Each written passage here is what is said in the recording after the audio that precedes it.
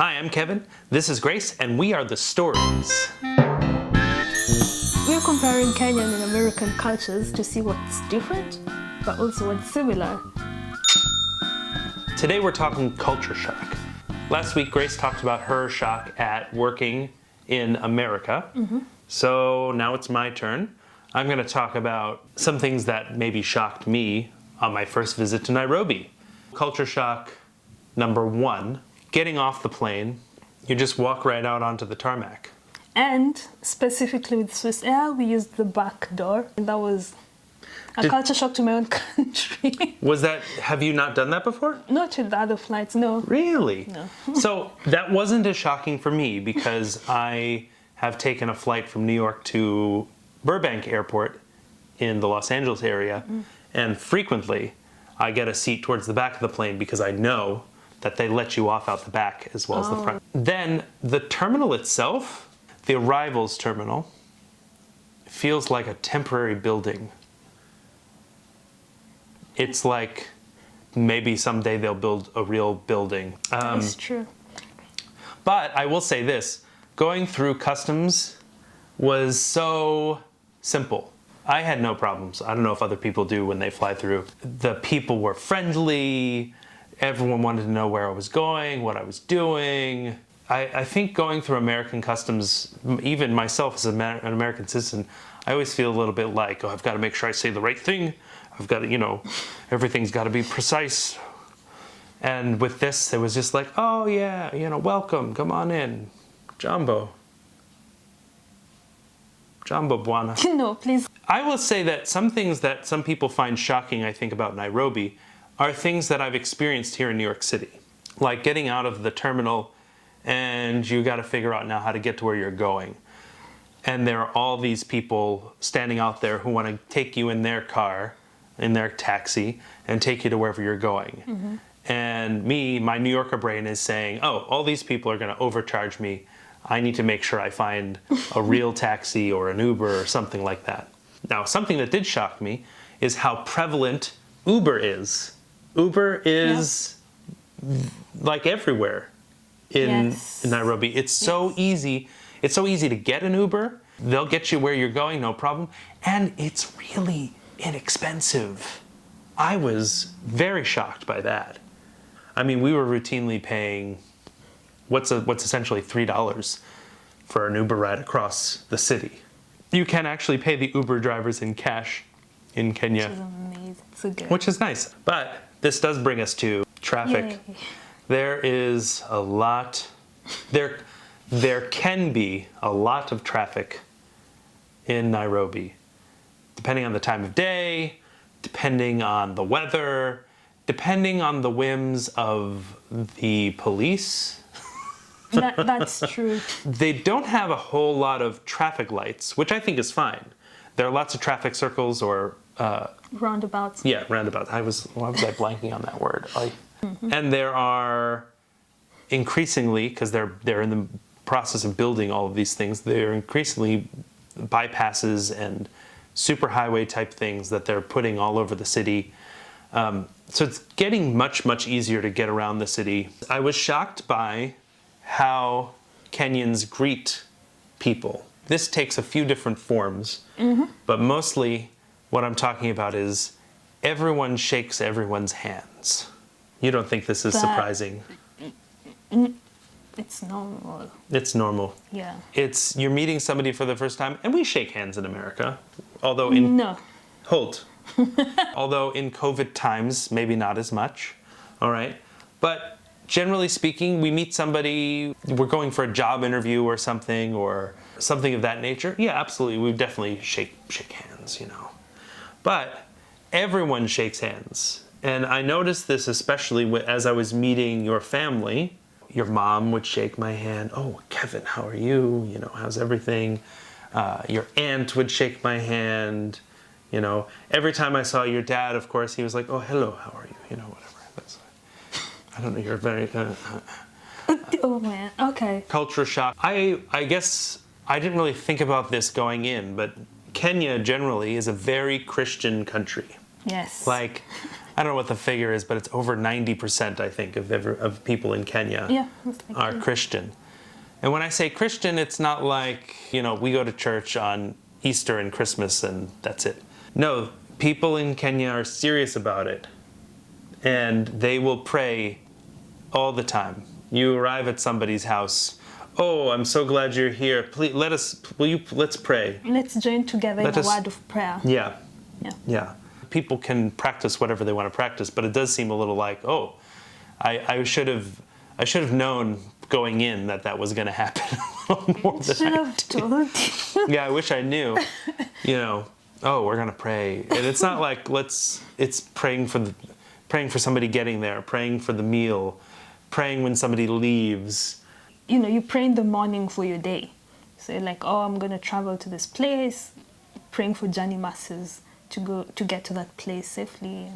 And, I was going to say you pray for food as well before you eat it in the morning. No, you pray for food as you're about to eat. And now, that's not to say that Kenya doesn't have other religions and other things going on.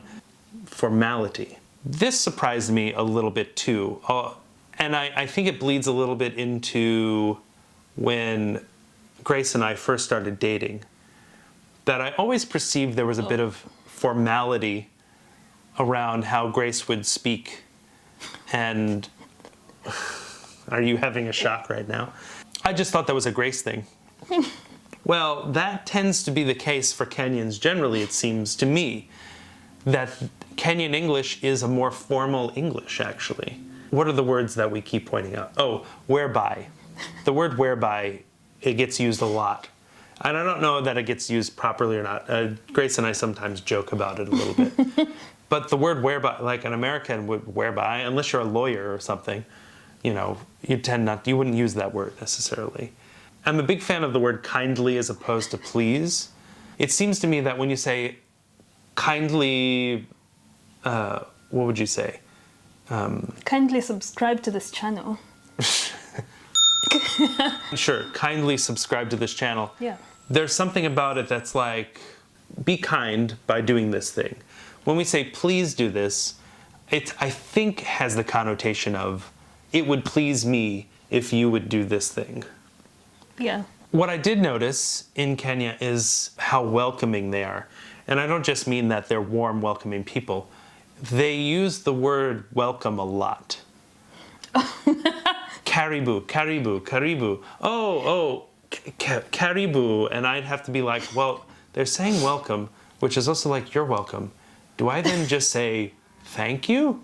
So like the phrase is, you're welcome, thank you? Which I guess makes sense. If you think about it, we tend to say thank you, and the response is you're welcome in the US. Or no problem, or no worries, or whatever. Because you're being thanked, you're telling them, it's okay, or you're more than welcome to have this thing, whatever.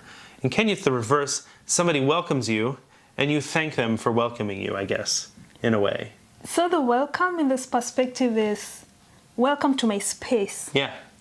Like, come in. I'm giving you access to my house, to my life. Yeah. So that's the welcome, Mm-hmm. So you said, thanks for giving me access. Yeah. So let's see, what else may have shocked me? Cows in the middle of the road. A cow in my head is a domesticated animal. This is something that belongs on a farm or something. And to have a cow wandering around a city feels a bit weird. Well, it's the free range, so. Free range cows. Yeah. Yeah, but in the city? Another shocking thing, slightly shocking. I was surprised for a country that's so interested in preserving nature, the natural life, natural resources, etc., that the cars are so polluting. It's not the level of pollution that they used to have in LA or in New York even. I don't think it's at that level, but you can feel it in some areas, especially if there's traffic, that there is just smog. And a lot of the cars, I don't know what it is, I don't know. You have all these big matatus that are going around that are clearly burning through fuel. And it's like, man, look, they've got all sorts. They have wind power. Do you have solar? Do you know? Oh, yes. Yeah? Yeah. So they're on it in many ways, but than private individuals who have cars. It's like, and buses, trucks, etc. Like, think about all that. We're getting there. Who's still having the electric cars? Security. There's a lot of security in Nairobi, and I think Kenya in general. And I don't mean the police force, because that exists, but I mean that each individual building has its own security.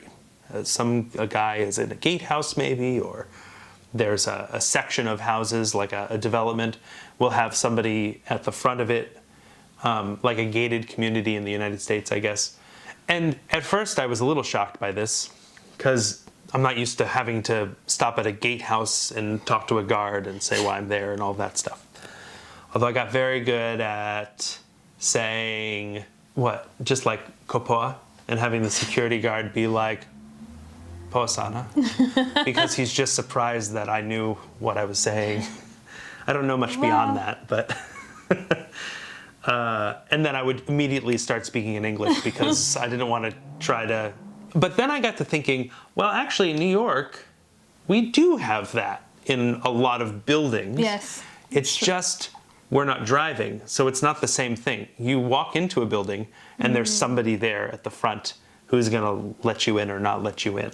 Yeah. And a lot of office buildings have key cards that you need, or you need to know somebody in the building. So actually, in terms of security, I think that New York and Nairobi are similar. They just look different because you're not driving into compounds in New York City. You're just walking into a building. Sometimes I think the things that we think are differences between different cultures, whether it's America and Kenya or any other cultures, are not really differences. They just look different. But if you really examine what's behind it, so like security, you'll see that there are similar systems. So in Kenya, you have a gatehouse with a guard, and in New York City, you have a doorman, or you have somebody at a front desk who's gonna let you in or not let you in. Actually, now that you mentioned that, I feel like here it's the security mainly to government buildings. Like at the lower courts, like you're being checked a lot, you know. But in Kenya, when you're going to a building, it's really not that. No one is checking you, you know. But it's more residential, more like malls, supermarkets. Yeah, and I think in Kenya, based on what's gone on there historically, and I mean, really in the last, 20 years, say, you want to have those kinds of checks at malls. Yes. You want to have those checks at hotels. You know, you want to make sure that people are in the right place, that they're not doing something dodgy or whatever. That's true. In America, I think we have that too. It's just slightly different. Yeah. It's just slightly because of where people are putting their, where people are looking. There's security to get into a library in New York City. Oh. You know what I mean? Depending on what library you're in and stuff. Tea. There is always tea. You will go somewhere and they will give you tea. There's a big carafe of it sitting on a table, and they will bring it to you and you will drink it. And it's delicious. It has milk in it, so if you're lactose intolerant, I highly suggest either take a pill or just sip at it gingerly and, you know, put it aside somewhere. That's what happened with Matt. He took a sip of it and he was like, I can't drink this. But I think it's also good or polite if you let your host know before. Like, you know, which I didn't do. I should have told them. Sure. Now, people drink coffee. They grow both coffee and tea in Kenya. But tea is just more, everyone drinks tea. Grace drinks coffee. And tea. You got to wash your hands. Yeah, I don't just mean because you're about to eat with your hands. I mean, it's a cultural imperative that people expect you to wash your hands before a meal. If you're over somebody's house, somebody might come around with a wash basin. I've seen in some places, we stayed in an Airbnb in Kisumu that had a sink in the dining room. Yeah. And that was the place to wash your hands. At restaurants, they'll bring around a towel, or they'll have a hand washing station. Americans, I don't know what, for all of our early education for all of our please and thank you, all of our eat with a fork and knife, keep your elbows off the table. How is it that hand washing didn't get put in there? Like, why are we so bad at that? And now, of course, with COVID, we're washing our hands all Yes. the time, but it's kind of scary to think about that. I'm sure there are people who are still not doing it. I have a theory that the reason why COVID has not been so bad in Kenya, and I know it's not great anywhere. We were there just as COVID was becoming a thing all over the world. And what impressed me so much was just how matter of fact it was. It was like, oh, we're going to make sure everyone's hands are clean. They had all this stuff. They just set it up. You walked into a building, and they were like, oh, let's get your hands. Okay, good, done.